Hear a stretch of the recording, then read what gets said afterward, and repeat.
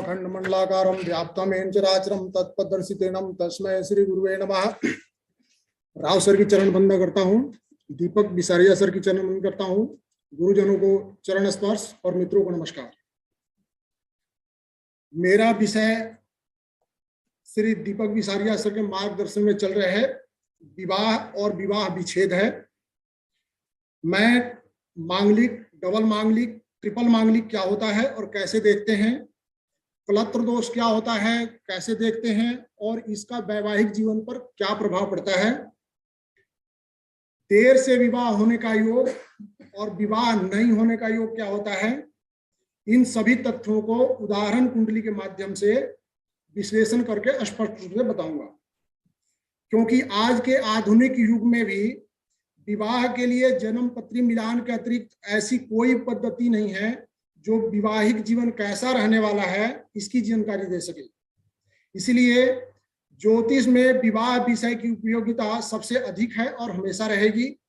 इसी का लाभ उठाकर कुछ तथाकथित सड़क छाप ज्योतिषी अज्ञानता के कारण अथवा लोभवश पत्री मिलान में गुणों की संख्या अथवा मंगलिक का भय दिखाकर, डराकर, अंधविश्वास में फंसा करके अपना स्वार्थ सिद्ध करते हैं। इसलिए ऐसे व्यक्तियों से सावधान रहने की आवश्यकता है। अगर योग्य तथा शिक्षित व्यक्तियों से जन्म पत्री मिलान करवाई जाए तो वैवाहिक जीवन में आने वाली समस्याओं से बचा जा सकता है। ये केस नंबर पहला है। ये कुंडली हमारे रिसर्च ग्रुप की सदस्य श्रीमती ज्योति कपूर द्वारा दी गई है। इस कुंडली का परिचय दे दूं संक्षिप्त में। ये एक स्त्री की कुंडली है जिसकी उम्र 57 ईयर है। जातक पर परिवार की जिम्मेदारी थी जिसको पूरा किया, परंतु जातक का विवाह नहीं हुआ। अभी बताता हूं। ये कुंडली मांगलिक नहीं होने पर भी इस जातक को वैवाहिक जीवन का कोई सुख नहीं मिला। इसलिए केवल मांगलिक होने से या मांगलिक नहीं होने से वैवाहिक जीवन कैसा रहने वाला है इसका निर्णय नहीं कर सकते। मांगलिक के अतिरिक्त अन्य तत्वों पर भी विचार करना पड़ेगा। इनका डेट ऑफ बर्थ है 29 अगस्त 1965, 2:35 दोपहर के दिल्ली। 29 अगस्त 1965, 2:35 दिल्ली। जातक का जन्म हस्त नक्षत्र के तृतीय चरण में और जन्म की दशा चंद्रमा में बुध में हुआ। ये जन्म की दशा देखेंगे तो अष्टम भाव से संबंधित दशा है। धनु लग्न अग्नि तत्व की राशि है। लग्नेश गुरु सप्तम भाव में है और लग्न पर लग्नेश गुरु की दृष्टि है। परंतु धनु लग्न तथा लग्नेश गुरु एक बराबर यानी 3 डिग्री के अंशों पे स्थित हैं। पत्री में सूर्य तथा मंगल एक बराबर डिग्री में स्थित हैं। शुक्र तथा चंद्रमा की युति है और ये भी एक बराबर अंशों में स्थित हैं। लग्न से दशम भाव में चंद्रमा और चंद्रमा से दशम भाव में बृहस्पति होने से अम्लकीर्ति योग बनता है। इसलिए इनका प्रोफेशन ठीक रहा है। लग्न से, चंद्रमा से तथा शुक्र से ये जातक मांगलिक नहीं है, परंतु जातक को वैवाहिक सुख नहीं मिला। रिसर्च में जो तथ्य निकले उसके आधार पर मैं ये बताना चाहता हूं कि विवाह के लिए पत्री मिलान में मात्र गुण अथवा मांगलिक मिलान पर निर्भर होकर के विवाह के लिए सही निर्णय नहीं किया जा सकता है। विवाह के लिए जन्म पत्री मिलान में अन्य तत्वों को भी उतना ही महत्व देना पड़ेगा और उसकी जो है विश्लेषण करनी पड़ेगी। इस पत्री में विवाह नहीं होने के कारणों पर विचार करते हैं तो सप्तम भाव में बंजर राशि मिथुन है। सप्तमेश बुध मृत्यु भाग में है, यानी 25 अंशों पे होने से मृत्यु भाग में है और अष्टम भाव में स्थित है। सप्तमेश का मृत्यु भाग में स्थित होकर अष्टम भाव में जाने से सप्तमेश के नैसर्गिक गुण समाप्त हो गए हैं। ये विवाह नहीं होने का योग है। लग्नेश गुरु सप्तम भाव में स्थित है और लग्न के बराबर अंशों पर स्थित है। इसलिए लग्नेश का सप्तम भाव में जाना वैवाहिक जीवन शुरुआत करने में बाधा उत्पन्न करता है। सूर्य तथा शनि परस्पर समसप्तक हैं, ये भी वैवाहिक जीवन में बाधा डालने का एक योग है। और विवाह का नैसर्गिक कारक शुक्र अपने नीच राशि कन्या में 10वें भाव में स्थित है और अष्टमेश चंद्रमा से युति करके गृह युद्ध में हार गया है। उसके बाद शुक्र और चंद्रमा दोनों पापकत्री योग में हैं। पराशरी का प्रसिद्ध नियम है नीच अस्तोरिपुरासी अस्तक खेटो भाव विनाश का, यानी जो ग्रह नीच का हो, अस्त हो, शत्रु राशि का हो या अष्टम में से संबंध बनाए तो उसके नैसर्गिक गुण समाप्त हो जाते हैं। इस कुंडली में शुक्र नीच राशि में है, पापकत्री योग में है, अष्टमेश चंद्रमा से युति में है और चंद्रमा से गृह युद्ध में हार गया है। अतः शुक्र का नैसर्गिक गुण पूर्णतः समाप्त हो गया है और शुक्र अपने कार्य तत्व के अनुसार फल देने में सक्षम नहीं है। इसलिए इन 4 योगों के कारण जातक विवाह से वंचित रह गई। इस पत्री में कलत्र दोष पर विचार करें तो लग्न से 5वें भाव पर मंगल तथा शनि की दृष्टि है, चंद्रमा से 5वें भाव पर मंगल की दृष्टि है, चंद्रमा तथा शुक्र से 8वें भाव पर मंगल और शनि की दृष्टि है। अतः जिन भावों से वैवाहिक सुख की प्राप्ति होती है वे सभी भाव पीड़ित होने से जातक के जीवन में वैवाहिक सुख का भाव रहा, जबकि जातक की कुंडली मांगलिक नहीं है। इसलिए केवल मांगलिक गुणों की संख्या को माध्यम बना करके अगर विवाह का निर्णय किया जाएगा तो ये सर्वथा अनुचित है। सुखी वैवाहिक जीवन के लिए मांगलिक और गुणों की संख्या के अतिरिक्त अन्य तत्वों का भी सावधानी पूर्वक विश्लेषण करना चाहिए। दूसरी कुंडली है, ये भी एक स्त्री की कुंडली है। इनका 10 मार्च 1968 4:49 कलकत्ता का जन्म है। इस जातक का जन्म पुनर्वसु नक्षत्र के चतुर्थ चरण में राहु में गुरु की दशा में हुआ। सिंह लग्न वर्गोत्तम राशि है।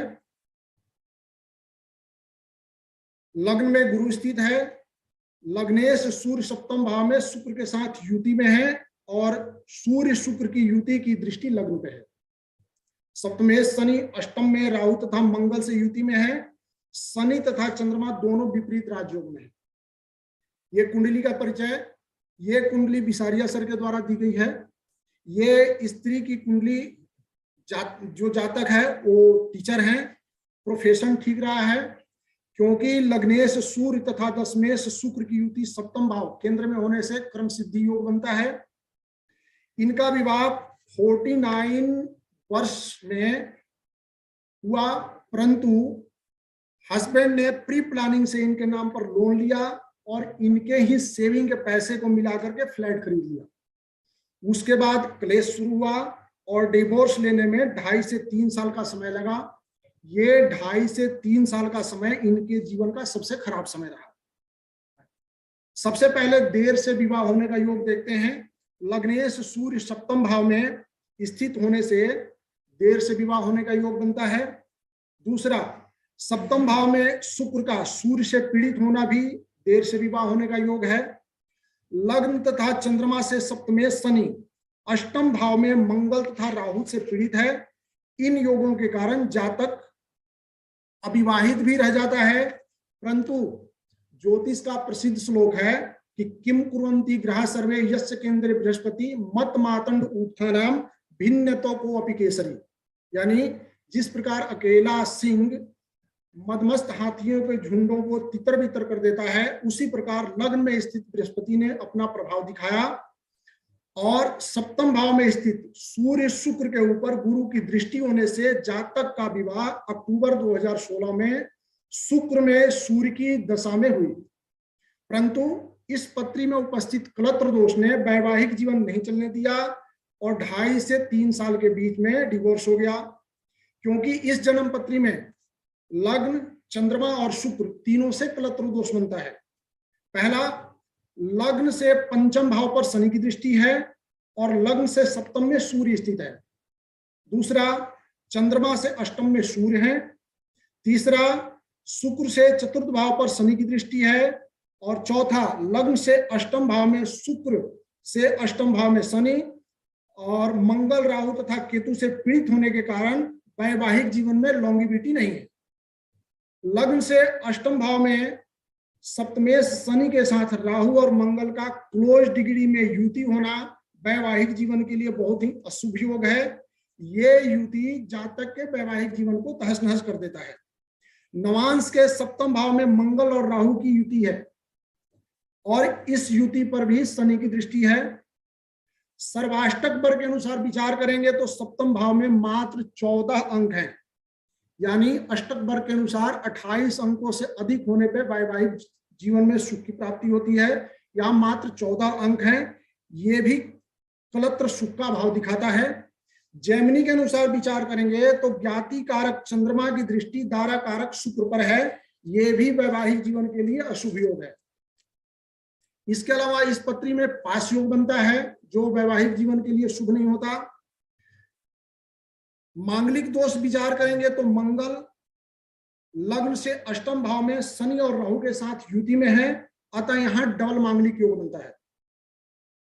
मंगल और शनि के युति के बारे में सरावली में कहा गया है कि अगर मंगल और शनि की युति हो तो ये व्यक्ति शंका करने वाला, अनजाने भय से भयभीत होने वाला, दूसरों से अपने भेद को छुपाने वाला, और इसमें राहु का संबंध होने से जातक को अपने पार्टनर से अल्प सुख की प्राप्ति होती है। अब तीसरा लगाइए। तीसरा उदाहरण कुंडली ये पुरुष का है। इनका जन्म 5 जनवरी 1957 7:35 मुंबई का है। जातक का जन्म चित्रा नक्षत्र के प्रथम चरण में मंगल राहु की दशा में हुआ है। मंगल राहु की युति द्वादश भाव में है। लग्न धनु अग्नि तत्व राशि में सूर्य स्थित है तथा लग्न पर शनि की दृष्टि है। लग्नेश गुरु तीसरे भाव में मंगल से दृष्ट हैं, अतः लग्न और लग्नेश दोनों पीड़ित हैं। इस कुंडली का परिचय है, ये बिसारिया सर के द्वारा दी गई कुंडली है। जातक 47 वर्ष का है, अमेरिका में रहता है परंतु अभी तक विवाह नहीं हुआ। 2005 और 6 के दौरान अमेरिका में ही विवाह तय हुआ था। विवाह में शामिल होने के लिए फैमिली तथा फ्रेंड इंडिया से अमेरिका भी पहुंच चुके थे, परंतु एन मौके पर लड़की ने विवाह करने से मना कर दिया था। विवाह तय होने की दशा थी गुरु में बुध, ये लग्नेश और सप्तमेश की दशा थी। बुध सप्तमेश है परंतु 0 डिग्री का निर्बल अवस्था में स्थित है और गुरु की दृष्टि सप्तम भाव पे है, परंतु सप्तम भाव में शनि मंगल और सूर्य से पीड़ित भी है। यानी शनि सप्तम भाव में है और सूर्य तथा मंगल की दृष्टि सप्तम भाव पर है। यानी बृहस्पति एक शुभ दृष्टि डालता है सप्तम भाव पे, जबकि 3 अशुभ प्रभाव सप्तम भाव पे है। परसेंटेज में बात करें तो अगर इसका 25% शुभ प्रभाव है तो 75% अशुभ प्रभाव है। विवाह नहीं होने के कारण ज्योतिषीय कारण देखेंगे तो सूर्य तथा शनि लगन एवं सप्तम भाव में समसप्तक हैं तथा पास के डिग्री यानी 2 डिग्री के अंदर हैं। बृहस्पति होरा शास्त्र के अनुसार ये विवाह नहीं होने का योग है।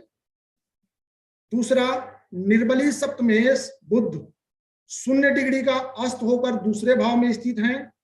सप्तम भाव से द्वितीय भाव उसका अष्टम होता है।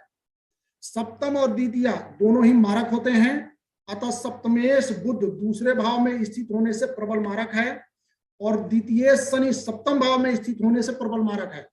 इस प्रकार इस कुंडली में दोनों मार्केश बुध और शनि आपस में परिवर्तन कर रहे हैं और दोनों आपस में षडाष्टक योग में बैठे हैं। तीसरा, शनि षडबल में सबसे बली ग्रह होकर सप्तम भाव में बंजर राशि मिथुन में है और सूर्य तथा चंद्रमा से 2 डिग्री के अंतर पर स्थित है, अतः शनि का पूर्ण प्रभाव सूर्य तथा चंद्रमा पर है।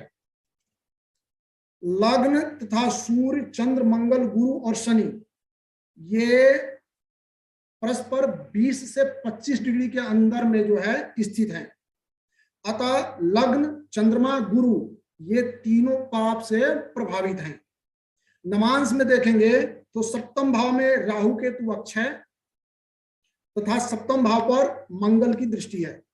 जैमिनी सिद्धांत से विचार करें तो दारा कारक बुध और ज्ञाति कारक शुक्र दोनों युति में हैं, ये भी वैवाहिक जीवन के लिए अशुभ योग माना जाता है।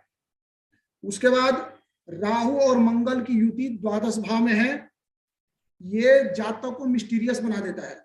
ऐसे व्यक्ति ज्यादातर दोहरा जीवन जीते हैं, अपना भेद छुपाए रखते हैं। इनका भेद तब खुलता है जब ये काम कर चुके होते हैं। इस युति के कारण सामाजिक बदनामी का भी सामना करना पड़ता है।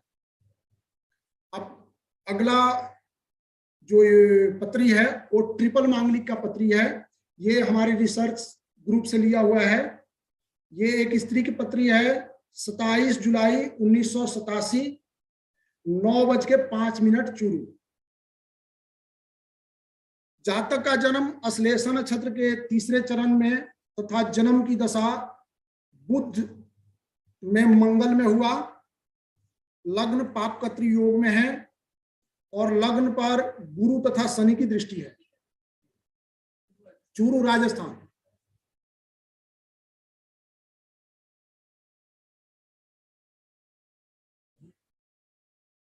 जातक का जन्म अश्लेषा नक्षत्र के तीसरे चरण में तथा जन्म की दशा बुध में मंगल है। लग्न पापकत्री योग में है और लग्न पर गुरु तथा शनि की दृष्टि है। लग्नेश सूर्य 3 ग्रहों मंगल, शुक्र, चंद्रमा के साथ द्वादश भाव में स्थित हैं। मंगल नीच भंग राजयोग में है। गुरु चंद्रमा से केंद्र में होने से गजकेसरी योग भी बनता है और सभी 7 ग्रह 4 भाव में होने से केदार योग बनता है और चंद्रमा विपरीत राजयोग में भी बनाता है। सबसे पहले देखिए, लग्न पापकत्री योग में है। मुहूर्त चिंतामणि और दूसरे ग्रंथों में भी लिखा हुआ है, लग्नात पाप रिज्वंतु व्यय अर्थ अस्थौ यदा तदा कर्तरी नाम सज्ञा मृत्यु दरिद्र शोकदा। यानी लग्न से दूसरे भाव में बकरी ग्रह केतु तथा 12वें में मार्गी पाप ग्रह मंगल और सूर्य होने से पापकत्री योग बनता है। यह योग मृत्यु तुल कष्ट, अभाव और शोक देने वाला होता है। इस जातक का विवाह 22 जनवरी 2019 को शुक्र, बुध और शुक्र की दशा में हुआ, परंतु 2 साल के बाद सेपरेशन हो गया, क्योंकि इस पत्री में वैवाहिक सुख के सभी भाव कुलत्र दोष से ग्रसित हैं। जैसे लग्न से सप्तम भाव पर मंगल की दृष्टि है, चंद्रमा से पंचम भाव में शनि तथा चंद्रमा और शुक्र से सप्तम भाव पर सूर्य, मंगल तथा शनि की दृष्टि है। शुक्र से चतुर्थ भाव में गुलिक और उस पर मंगल की दृष्टि है। इसके अतिरिक्त सौभाग्य का जो भाव होता है वो भी पाप पीड़ित है, अर्थात लग्न से अष्टम भाव में राहु तथा चंद्रमा शुक्र से अष्टम भाव पर मंगल की दृष्टि है। अतः लग्न, चंद्रमा तथा शुक्र से अष्टम भाव पीड़ित होने से वैवाहिक जीवन की लॉन्गिविटी समाप्त हो जाती है। मांगलिक योग पर विचार करें तो मंगल लग्न से द्वादश भाव में अपने नीच राशि कर्क में सूर्य, चंद्रमा तथा शुक्र से युति में है, यानी मंगल नीच राशि में है। क्रूर ग्रह सूर्य से युति में है और चंद्रमा और शुक्र भी वहीं स्थित हैं, इसलिए ये कुंडली ट्रिपल मांगलिक बनाती है। ये ट्रिपल मांगलिक की कुंडली है। ये वैवाहिक जीवन के लिए सबसे खराब योग माना जाता है, परंतु इसमें पराशरी के अनुसार लग्न से सप्तम भाव पर पाप ग्रह मंगल की दृष्टि और शुक्र चंद्रमा से सप्तम भाव पर पाप ग्रह सूर्य, मंगल और शनि की दृष्टि होने से पुनर्विवाह का भी योग बनता है। इसको एक से अधिक विवाह का योग के रूप में भी जाना जाता है। निष्कर्ष रूप में हम ये कहना चाहते हैं कि वैवाहिक जीवन के लिए पत्नी मिलान में मात्र गुण मिलान, मंगल का मिलान ही पर्याप्त नहीं है। इसमें कलत्र दोष, सर्वाष्टक वर्ग के सप्तम भाव में अंकों की संख्या, जन्म का नक्षत्र, पत्री में बन रहे शुभ अशुभ योगों पर विचार करना चाहिए। उपपद से 12वां भाव यानी वैवाहिक सुख के भाव 2, 4, 7, 8 और 12 भाव पे विचार करना चाहिए। भाव मिलान में लग्न, चंद्रमा, गुरु और शुक्र की परस्पर स्थिति पे विचार करना चाहिए। उसके बाद दशा यानी शुभ ग्रह की दशा शुभ भाव पर और शुभ भाव से संबंधित ग्रह की दशा होनी चाहिए। गोचर में शुभ ग्रहों का शुभ भाव पर गोचर करना शुभ परिणाम देता है। विवाह के लिए वर तथा कन्या के पत्री मिलान में इन 10 नियमों का अगर सूक्ष्मता से विश्लेषण किया जाए और देश काल पात्र को ध्यान में रखते हुए निर्णय किया जाए तो वैवाहिक जीवन को सुखमय बनाया जा सकता है। इस प्रकार जन्म पत्री का मिलान नियम पूर्वक किया जाए, उचित मार्गदर्शन और निष्पक्ष निर्णय दिया जाए तो वैवाहिक जीवन को भी सुखमय बनाया जा सकता है और दंपति को डिवोर्स जैसे अभिशाप से बचाया जा सकता है। धन्यवाद।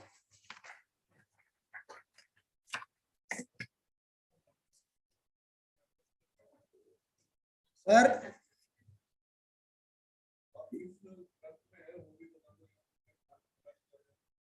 डबल मांगलिक, ट्रिपल मांगलिक सर ये लिखा है मंगल नीच का हो, ये आपको मुहूर्त चिंतामणि में लिखा हुआ है, राइटर है पंडित सीताराम झा, पेज नंबर 100 से कलत्र दोष वैवाहिक जीवन के लिए लिखा हुआ है, इसमें गुण मिलान है, मांगलिक की पूरी व्याख्या है, उसी में गुण मिलान लिखा है, पत्री मिलान लिखा है, सारा डिटेल लिखा हुआ है। उसमें विवाह प्रकरण है, एक विवाह का अध्याय है पूरा और उसमें पूरा डिटेल लिखा है। उसमें आपको डाइवोर्स होने के भी योग लिखे हुए हैं, रीमैरिज के भी योग लिखे हुए हैं। उसमें डबल मांगलिक ये बोला गया है कि मांगलिक हो, पाप ग्रह के साथ बैठा हो मंगल तो डबल मांगलिक होगा। ट्रिपल मांगलिक के लिए लिखा है नीच हो, क्रूर ग्रह के साथ बैठा हो और मांगलिक के भाव में बैठा हो, यानी 1 4 7 8 12 भाव में बैठा हो तो वो ट्रिपल मांगलिक होता है। कई जगह ये भी